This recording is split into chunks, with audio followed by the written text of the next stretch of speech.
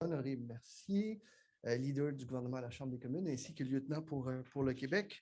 Et c'était vraiment un énorme plaisir pour moi d'être ici ce matin. Je tiens à saluer ma collègue et amie Rachel Bendayan, mon cher ami Charles Millard, content de te voir également. Ça fait longtemps qu'on ne s'est pas vu en personne.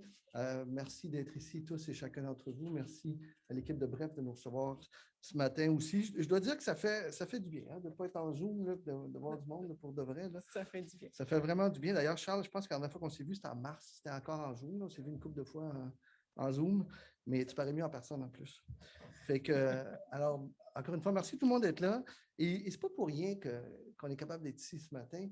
C'est parce qu'on a été disciplinés comme nation, parce qu'on a fait des efforts énormes, parce qu'on a fait preuve de générosité ou d'ouverture à l'égard des autres, parce qu'on a été responsable, parce qu'on a fait des sacrifices et parce qu'au niveau de la vaccination, on avance bien. On est d'ailleurs numéro 1 au monde. On a devancé les États-Unis il y a déjà un petit bout de temps, mais le message, il est le même. C'est pas fini. C'est pas fini. Il faut rester solidaire, discipliné. Il faut se faire vacciner. Et puis, ensemble, on va passer à travers. Mais encore une fois, déjà, on voit les impacts de cette campagne de vaccination massive. Et je tiens à souligner tout le travail réalisé par le gouvernement du Québec, un travail extraordinaire au niveau de la distribution des vaccins. Alors voilà. Et je suis content de voir aussi de l'animation dans les rues de Montréal. Je ne sais pas si vous avez l'opportunité en fin de semaine de marcher, de voir un peu. Je regardais les terrasses, on ressent un peu la ville renaître. Ça bouge. Et à travers le Québec, à travers le Canada, on a des rues comme ici avec des commerces comme celui-ci. Des commerces qui, très souvent, il ne faut pas se cacher, l'ont eu rough. Ça a été rough, cette pandémie-là. Puis c'est encore rough. Je l'ai dit tantôt, ça va bien, mais il faut continuer. Et c'est pour ça qu'on est là aujourd'hui. Parce que c'est le temps de donner un coup de pouce à nos PME, à nos petits commerces. Vous savez, dès le début, on a bougé rapidement. Ce qu'on avait dit, je suis allé le répéter, mais on a dit au début, on ne va pas miser sur la perfection, on va y aller au niveau de la rapidité pour être là pour tout le monde, en laissant personne derrière. C'était ça l'objectif clairement transmis par le premier ministre du Canada. Et donc, on savait que ça ne serait pas parfait, mais il fallait être présent. Et c'est pourquoi on a mis sur pied des programmes comme la subvention salariale et des programmes qui ont été bénéfiques, notamment à travers des discussions avec des gens comme Charles Millard et d'autres qui nous ont dit il faut adapter certains de vos programmes et c'est ce qu'on a fait. Donc, on a été là de façon rapide. Puis aujourd'hui, c'est un peu différent, c'est le temps de la relance. C'est le temps de la relance. Et c'est pourquoi j'ai le plaisir de vous annoncer que le gouvernement du Canada investit plus de 7,2 millions au Québec pour des projets dans le cadre d'initiatives achats locales annoncées, mis l'avant par ma collègue Marie Hing, sur lequel Rachel a travaillé beaucoup. Et cet argent-là, ça permet de soutenir nos petites entreprises dans la relance, de créer des bonnes jobs pour nos familles chez nous ici au Québec. Et c'est par le biais de la Chambre de commerce, les chambres de commerce que ça se passe. Et c'est là que la gang de Charles embarque là, dans le processus. Ils vont pouvoir vous en parler tantôt, mais à travers ça, on peut soutenir des projets, des initiatives qui encouragent l'achat local. Et en agissant comme ça, c'est toute l'économie du Québec qu'on relance parce que tout part de nos PME. Les PME, c'est la base, c'est l'épine dorsale de l'économie, c'est nos principaux créateurs d'emplois. Et ça fait partie d'un plan de relance qui, je dirais, qui est taillé sur mesure aussi pour le Québec. Et avec l'équipe qu'on a au niveau du cabinet qui travaille extrêmement fort, ça nous permet de poser des gestes concrets comme celui-ci, des gestes concrets pour nos PME, des gestes concrets pour le Québec, des gestes concrets qui donnent des résultats pour nos travailleurs qui cherchent encore une job, des résultats pour nos jeunes parce qu'on investit aussi au niveau de l'innovation, on crée des jobs qui vont être là encore dans un bon bout de temps, c'est ce qu'on essaie de faire et c'est ce qu'on souhaite faire. Alors, je vais vous laisser mes collègues vous parler plus en détail de l'annonce. Je peux vous dire qu'on y tenait beaucoup à cette annonce-là. Je pense que Charles y tenait aussi parce qu'il est en vacances actuellement. Il est parmi nous aujourd'hui. Merci, Charles, pour tout ce que tu fais également. Je dois te dire, tu es un partenaire extraordinaire, facile, agréable de travailler. C'est efficace lorsqu'on travaille avec toi et je peux te dire que les chambres de commerce sont chanceuses de t'avoir comme gestionnaire, comme représentant, comme porte-parole. Puis pour nous, pour le gouvernement du Canada, c'est rassurant d'avoir un partenaire comme toi. Et puis, ce n'est sûrement pas la dernière fois qu'on collabore ensemble. Alors, merci pour tout. On ne lâche pas, on continue, puis on va passer à travers ça ensemble. Et maintenant, j'ai le plaisir de céder la parole à notre secrétaire parlementaire député d'Outremont, et mon amie Rachel Bendayan. Ben, merci beaucoup, Pablo. C'est très gentil. Et je ne te cache pas le plaisir que j'ai de t'avoir dans mon comté ici dans le Myland. Je veux aussi souligner, parce que Pablo est très, très humble, le travail vraiment extraordinaire que tu fais comme lieutenant du Québec. Notre caucus québécois au fédéral est vraiment fort et soudé. Et c'est grâce au leadership de Pablo. Et c'est comme ça qu'on a livré la marchandise dans plusieurs différents dossiers. Là, tu penses ce qu'on a livré sur le REM ici à Montréal, notre travail pour lutter contre les changements climatiques, pour protéger le fait français ici au Québec et à travers le Canada, soutenir nos aînés. Écoute, et j'en passe. Et pour ma part, comme Pablo disait, dans mon rôle de secrétaire parlementaire pour les petites entreprises et le commerce international, moi, j'ai travaillé depuis le début de la pandémie pour s'assurer que nos programmes fédéraux répondent aux besoins sur le terrain. Et c'est justement grâce à la collaboration avec nos associations de commerçants, nos chambres de commerce, sous le leadership de la Fédération des chambres de commerce du Québec, qu'on a pu s'assurer que nos programmes de soutien répondent réellement aux besoins des entrepreneurs. Et ça, c'est important parce qu'on est sur le terrain, on est dans le concret. Et j'aimerais aussi remercier Charles Millard. Merci d'être à nos côtés depuis le tout début de la pandémie afin de s'assurer que nos entrepreneurs puissent passer à travers. Alors, nous sommes ici dans un commerce de mon quartier que j'aime beaucoup, une boutique qui est vraiment une des perles, je dirais, du Myland. Et je suis particulièrement heureuse d'être aux côtés des deux femmes entrepreneurs. Et Cynthia est là, sa partenaire d'entreprise mode chez Bref, la boutique Bref. Je ne sais pas si vous voyez la beauté de cette boutique-là. Et c'est un exemple vraiment excellent de l'innovation, de l'entrepreneuriat et de la résilience de nos commerçants locaux.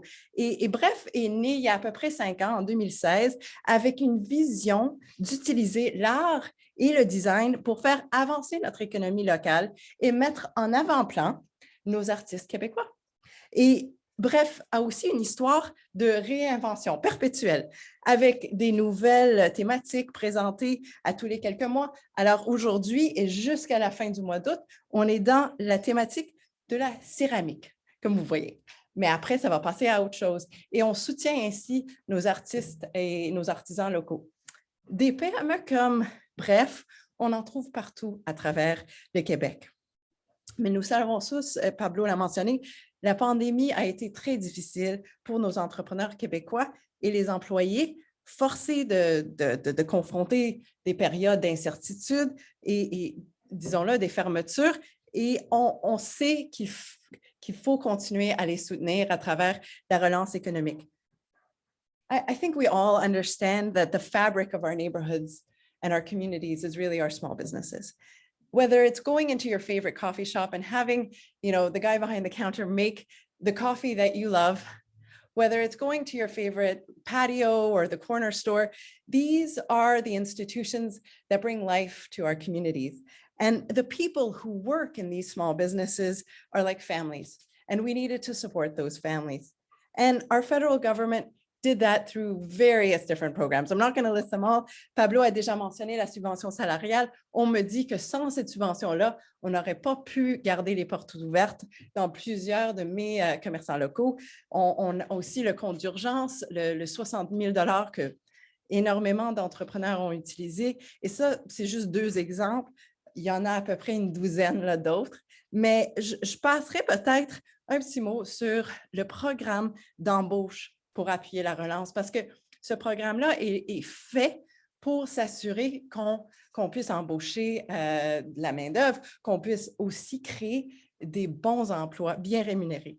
Il y a aussi le programme d'adoption du numérique qui est très important parce qu'en parlant à Cynthia, elle me disait l'autre jour que c'est leur présence en ligne qui a permis à Bref de non seulement survivre, mais de prospérer pendant la pandémie. Alors, au fédéral, on a mis en place ce programme-là pour pouvoir aider nos PME à se mettre en ligne, à vendre en ligne. Puis ça, c'est important. Alors, je pense qu'on va passer à la thématique d'aujourd'hui.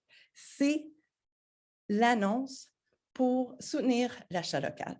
Et je suis donc très heureuse d'annoncer que la Fédération des chambres du commerce du Québec recevra 7,2 millions de dollars du gouvernement du Canada pour promouvoir l'achat local, mais vraiment sur le terrain, en partenariat avec nos associations d'entrepreneurs et nos chambres de commerce locaux. Et ce montant s'inscrit dans l'investissement de 33 millions de dollars du gouvernement fédéral pour soutenir les initiatives d'achat local. Alors, la FCCQ utilisera ce financement pour aider les associations locales, comme d'ailleurs les commerçants de l'avenue Bernard, où on se trouve aujourd'hui, la STC du boulevard Saint-Laurent, qui est pas loin, le boulevard Saint-Denis. Ce sont là nos artères commerciaux de Montréal qui ont besoin de cette aide-là et la FCCQ va travailler avec eux, avec l'argent fédéral, afin de les soutenir. Et pour parler un peu des exemples, on va en parler tantôt avec Charles et j'ai hâte de l'entendre là-dessus, mais on pourra soutenir des campagnes de marketing, de promotion, d'achat local, de commerce électronique et j'en passe. Alors, on va appuyer cette reprise économique au Québec qui est déjà entamée. Et je pense que c'est important de souligner qu'on était là depuis le tout début et on est encore là. Alors, on va peut-être passer la parole à Charles, qui en parlera un peu plus des initiatives qui sont prévues, mais je pense que c'est important aujourd'hui de réaliser que cette initiative, nous sommes dans le concret, nous sommes sur le terrain comme gouvernement fédéral et on est là pour stimuler l'achat local. Merci beaucoup et je passe la parole à Charles.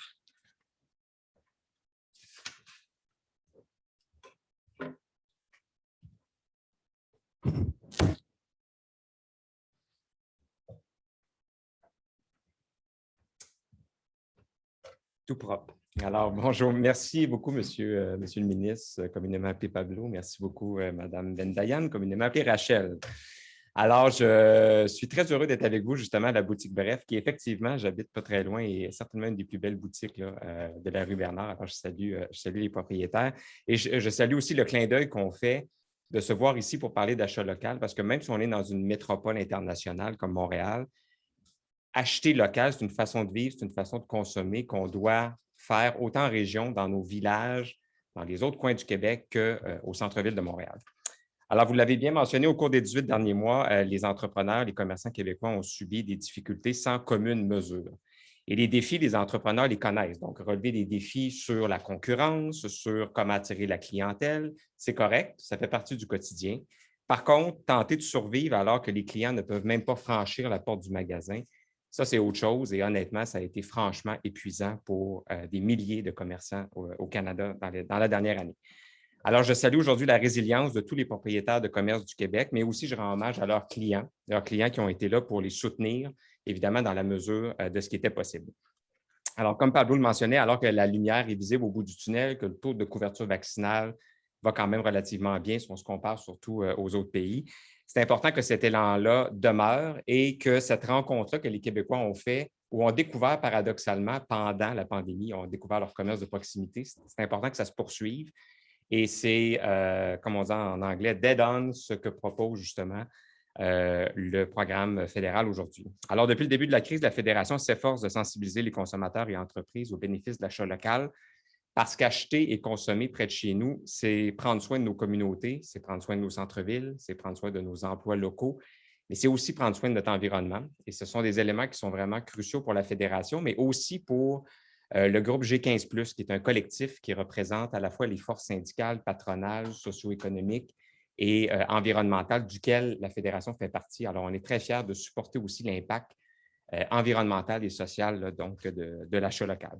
Alors, c'est avec fierté qu'on accepte de collaborer avec le gouvernement du Canada. On accepte, si vous n'aviez pas compris, on accepte donc de mettre en œuvre le nouveau programme d'achat local pour le Québec. Puis grâce à notre réseau de chambres, qui est partout au Québec, vous le savez, plus de 130 chambres de commerce sur tout le territoire, puis avec le rôle aussi de porte-parole qu'on a de la communauté d'affaires, je pense qu'on est bien placé pour maximiser la portée du programme au Québec. Fait à noter aussi, chaque projet sera soumis et géré localement. Alors, il n'y aura pas un mastermind, si on veut, à Montréal qui va tout gérer. Dans les chambres de commerce, les gens sont responsables d'implanter et de faire vivre le programme. Donc, ça permettra de répondre à toutes les particularités de nos nombreuses régions au Québec. Et en terminant, et je les regarde, je veux remercier le gouvernement du Canada vraiment pour 2 choses. Premièrement, l'implication active et proactive pour soutenir les entrepreneurs canadiens et québécois. On n'a pas été toujours très commode dans la dernière année. On vous a demandé beaucoup, beaucoup de choses, mais vous avez répondu présent. Alors, je pense que l'occasion est belle aujourd'hui de vous remercier. Et finalement, merci pour votre confiance envers le réseau de chambres pour l'administration du programme. Depuis la Fondation du Canada, même avant, les gens d'affaires se rassemblent autour des chambres de commerce pour trouver des solutions, unir leurs forces, essayer d'améliorer le développement économique de leur région. Je pense qu'avec le programme aujourd'hui et après la difficile année qu'on vient de vivre, c'est une nouvelle page qu'on écrit dans cette histoire-là de nos associations et on tâchera d'être digne de la confiance que vous nous donnez. Alors, je vous remercie. Merci. Merci beaucoup, Charles. Et je pense que j'inviterai peut-être Pablo à venir. On voulait poser peut-être quelques questions parce que là, l'argent est là et on sait que les boutiques et les PME sont ouvertes. Comment est-ce que vous voyez cette initiative se concrétiser sur le terrain? Est-ce que vous avez déjà des exemples de programmes d'achat local? Premièrement, puis vous l'avez mentionné, c'est un programme de 33 millions à la grandeur du Canada. Donc, on a des discussions aussi avec les autres chambres de commerce provinciales sur comment on peut faire vivre de façon complémentaire le programme. Ce qui est important de mentionner, c'est qu'on ne part pas toutes les initiatives d'achat local à zéro aujourd'hui. Il y a déjà plein de choses qui existent depuis 18 mois. Alors, souvent, ce sera des prolongations d'initiatives qui existent déjà. Je pense entre autres à Trois-Rivières, à Sherbrooke, où il existe déjà des initiatives assez claires. Mais on a aussi, évidemment, on a déjà commencé à recevoir beaucoup de soumissions de projets. Il y a des choses qui sont très précises sur une rue, exemple la rue Bernard pour être un bon exemple. Mais aussi, on a des régions, sans les nommer parce que ce n'est pas encore approuvé, mais il y a des régions qui se sont mises tous ensemble pour faire un seul projet pour l'ensemble de la région avec l'enveloppe qui est dédiée à la région. Alors ça montre encore plus la force du réseau et la force de la communauté. Et on a aussi des groupes de marchands qui vont proposer des projets aux chambres de commerce. Alors, la chambre de commerce peut à la fois déposer un projet à la fédération, mais peut aussi coacher un groupe de commerçants ou une rue, une artère principale pour faire un projet aussi. Alors, c'est les 2 types de soumissions qu'on va recevoir. Et écoutez, compte tenu des besoins, je sais qu'on a mentionné que c'était une annonce de jusqu'à 7,2 millions. Je peux vous dire que ça devrait être 7,2 millions parce que je pense que les besoins sont là et il y a déjà beaucoup d'intérêt. Ça fait plaisir d'entendre ça. Je ne sais pas, Pablo, toi, tu sillonnes la belle province. Je pense que c'est intéressant de voir qu'ici à Montréal, les projets, ils peuvent avoir, on va l'axer sur certaines choses, mais en région, ça pourrait être peut-être différent. Est-ce que c'est quelque chose que vous voyez? Une des choses, en fait, c'est que quand je parle de prolonger des projets existants, il y a exemple une bonification de cartes cadeaux. Donc, c'est tout simple. Donc, il y a des chambres de commerce qui ont déjà des programmes de certificats cadeaux.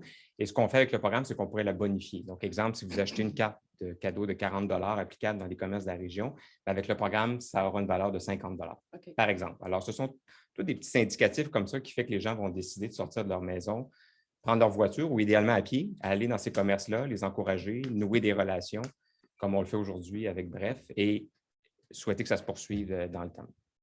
Super. Ouais. Chez nous, on aime ça faire ça à pied. Moi, ce que j'ai remarqué aussi, c'est la résilience des commerçants à travers le Québec. J'ai l'opportunité, comme lieutenant du Québec, de faire le tour. Donc, je suis à peu près partout ces temps-ci. Et c'est cette résilience-là qui m'impressionne. Et cette communication-là, ce lien qui se développe aussi entre ces commerces et la population en général. Puis ça fait du bien de voir ça. Alors, je vous souhaite bonne chance, bonne continuité aussi à l'équipe de Bref et aux autres commerçants et à vous aussi, Charles. Puis je suis sûr qu'on va collaborer sur bien d'autres choses à l'avenir. Avec grand plaisir. Merci beaucoup. On va maintenant passer à la période de questions. On va commencer avec des questions sur le sujet, s'il vous plaît. Et après, on prendra le temps de prendre des questions sur d'autres sujets. Et on va commencer avec des questions dans la salle. Donc, j'invite les journalistes qui sont présents sur le Zoom à tout de suite poser leurs questions tout-de-même et on va pouvoir y venir après. So we'll start with question in the room on topic, please, and then we'll have time to move to questions on other topics. Est-ce qu'on a des questions dans la salle sur le sujet? Any questions on topic today in the room? As a matter of fact, I do. Good morning, Mr. Rodriguez. You just said a second ago that you were impressed by the resiliency of businesses. aside from resiliency, a lot of them have suffered an awful lot in the past year and a half. Do you feel that they have all the tools right now to? Well, we're working with them, trying to provide them with all the tools that they may need, but a lot of the tools come from themselves, their strength, their courage, their resiliency, as you said. And I've noticed this everywhere. As I said it, as a Quebec lieutenant, I have the opportunity to go pretty much everywhere across Quebec, and you see that everywhere, those businesses, those small shops, the way they connect with people, the way that they fight to go through this, and we're by their side to go through this. I can ask you comfortable in English? Yeah. I'm way more interesting in French, but I can try. Well, that being said, I think there can always be more tools and more programs, but one has to recognize that there's plenty of them right now if we take both the federal and provincial programs. And a lot of times, actually, entrepreneurs and companies are a bit confused about what's available in the different programs. And that's the role of the different chambers of commerce, actually, to provide tools and guidance as to what could be used for them. So honestly, I think we've been pretty well served. Madame, if I can ask you the same question, because you're very close to local businesses, this business and a few others, we all know Bernard Street, right? So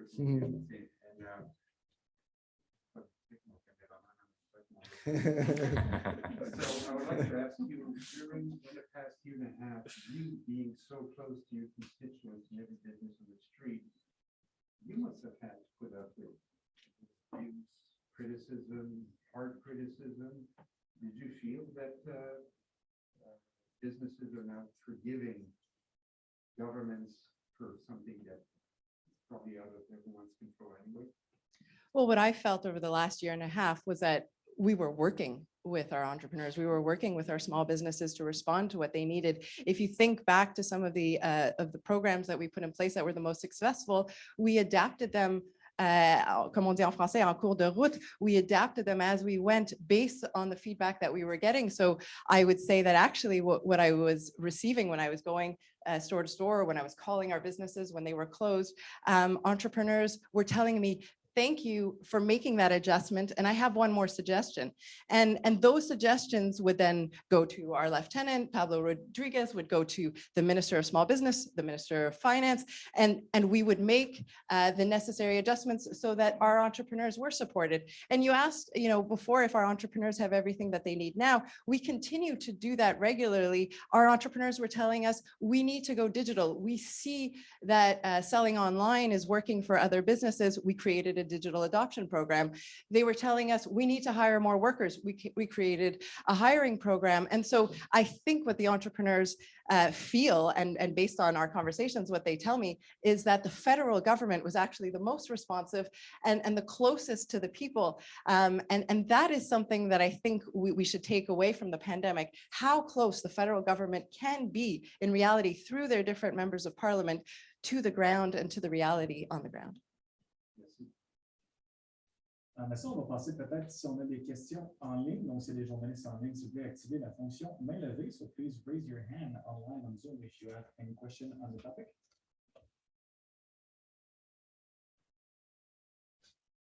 On va laisser un petit instant.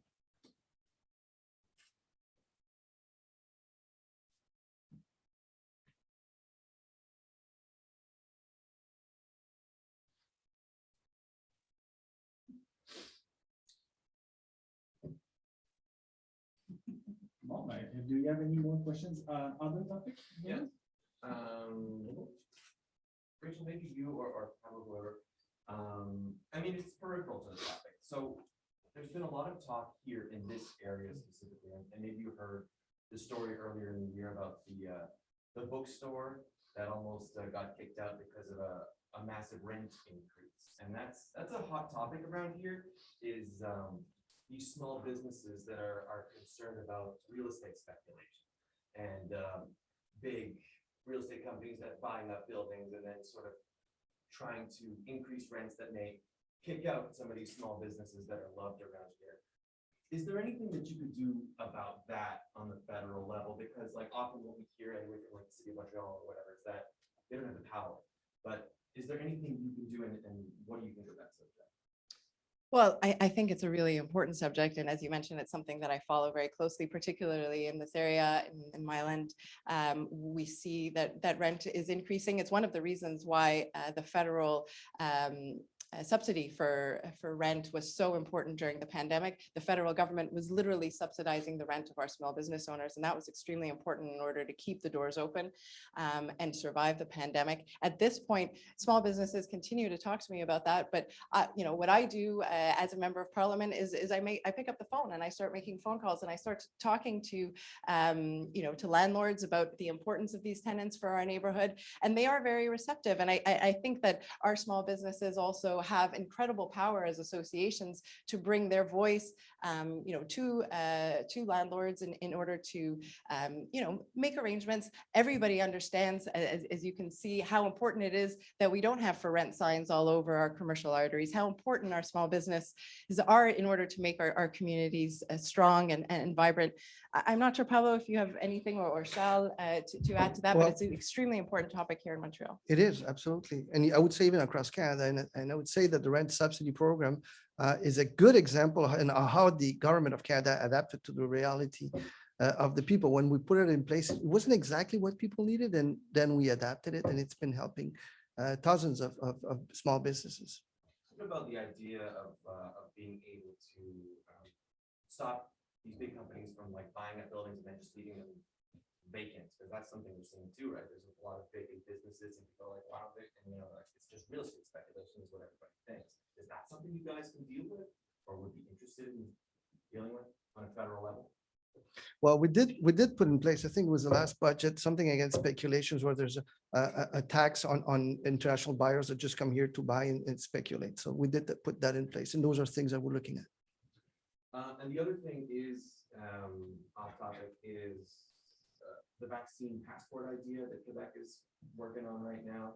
And, the Prime Minister's commented on it, but I mean, from a small business perspective, I'm sure a lot of people are wondering what their role will be in enforcing such a thing. I just wonder what you guys think of that as the provincial government reflects on what that's going to look like. Well, I think it's up to the provincial government to decide, Quebec, Ontario, and all provincial governments. But I support the idea of supporting people that are making that effort, that are going for the vaccine. So what should be the solution? It's up to the provinces to decide. But again, we're here, and the message is we're encouraging people get vaccinated. If you don't do it for you, do it for your loved ones, for your families and your friends. Very important. It's not only important, but it's also I have so much pride when I see the numbers. Canada is literally at the top of the G7 and the G20 countries for percentage of vaccination. And that's thanks to the federal government. We procured the vaccines, we paid 100% of the vaccines and everything that went with it. And absolutely the provincial government here in Quebec has done a fantastic job of delivering those vaccines. But I think the federal government had a huge role to play in our vaccination campaign. Were it not for the procurement process that we engaged in, we would not have had the success that we do, and we would not have been able to open up the economy as quickly as we did. So I think our small businesses often do remark on the fact that the federal government have a huge role to play in opening up this early, thanks to the vaccination campaign. Do you worry that there'll be too much responsibility put on small businesses to enforce such a thing? Is that a concern of yours? Well, that depends on what the provincial government decides to do and how they decide to roll out their program, I think. Yeah, I have another question. When does your government plan to drop the rent and call an election? What? Listen, we're honestly, we're not talking about election. If we're here, it's because we want to support businesses like this one and so many others on the street, and this writing in our writings across the country. I know that my friends from the Bloc and the Conservatives keep talking about elections, but actually we're doing our job. Like I'm touring Quebec the same way I was touring Quebec last year and the year before, and next year. That's our job, and we do it. There will not be an election before. Well, there will be an election someday. I mean, we'll never know when it's going to be and when it's going to happen. We're going to be ready. But again, if we're here, it's because we're doing our job. Will it be in September or in October? Isn't that the same question you asked before? Keep asking us. All right, we're going to go for lunch together then. 'cause- So do we have any questions now on Zoom? Est-ce qu'on a des questions sur Zoom hors sujet? S'il vous plaît, levez la main. So please raise your hand if you have any questions.